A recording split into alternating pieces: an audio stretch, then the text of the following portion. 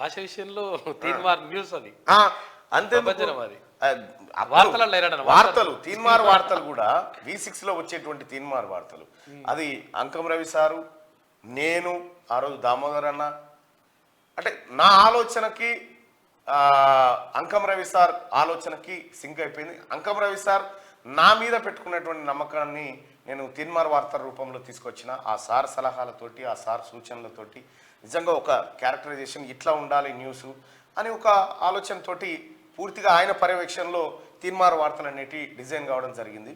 తీన్మార్ వార్తలను డిజైన్ చేసినప్పుడు నిజంగా అదొక సంచలనం, వార్తల్లో ఒక సంచలనం. తెలుగు మీడియా చరిత్రలో అదొక సువర్ణ అధ్యాయం తెలంగాణకి. ఒకానొక సందర్భంలో నేను ఒక ఎగ్జామ్ రాయబోతే, కాంపిటేటివ్ ఎగ్జామ్ రాయబోతే అందులో తీన్మార్ వార్తలు ఏ ఛానల్లో వస్తాయని వచ్చిన క్వశ్చన్.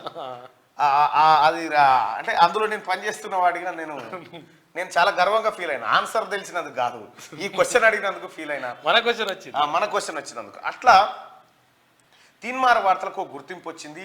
ఆ భాష, ఆ లాంగ్వేజ్, ఆ నారేషన్, ఆ టేకింగ్, ఇదంతా కంప్లీట్గా ప్రజల భాషల్లోకి వచ్చింది. తద్వారా అనివార్యంగా అన్ని ఛానళ్ళు అటువంటి ప్రోగ్రాం పెట్టాల్సినటువంటి పరిస్థితి వచ్చింది.